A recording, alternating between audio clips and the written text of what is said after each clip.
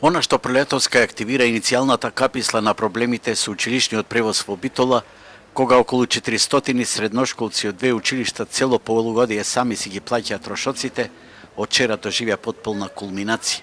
Учениците во сите средни училишта останаа без бесплатен превоз, на што реагираат нивните родители, особено во оддалечените села, бидејќи трошоците сериозно удрија по семејниот буџет.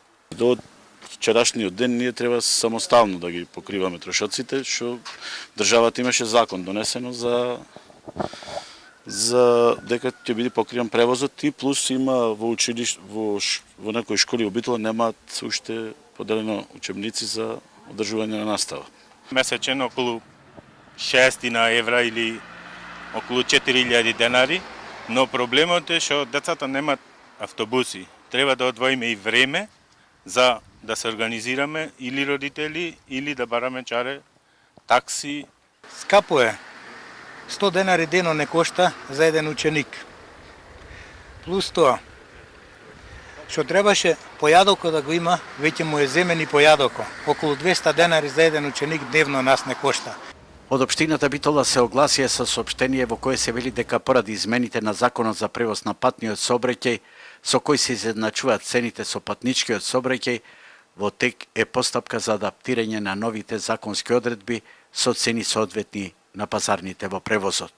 Но на ваквото образложение реагираат опозицијските советници, кои сметат дека јавните набавки со овој превоз не биле навремени и начинот на кој се креирани нема да доведе до решение на овој проблем. Денес имаме ситуација каде што секој еден родител месечно треба да издвојува од сопствениот џеб од 2 до 7.000 денари поради неспособноста на Наташа Петровска.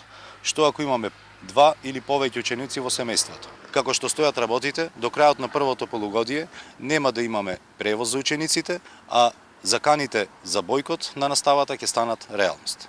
Како ќе ескалира овој проблем, барем засега не се знае. Едно е сигурно, постапката на општинарите за преговарање со превозниците, исклучените договори за септември заврши. Од друга страна, јавната постапка за бесплатен училишен превоз до 50 километри беше распишана на 24 јули со крајен рок до 30 август, но се уште нема разрешница. Ако се има предвид дека битолските училишта поради блокирани сметки летово останаа без струја, со оваа состојба навлечен е и гневот на родителите.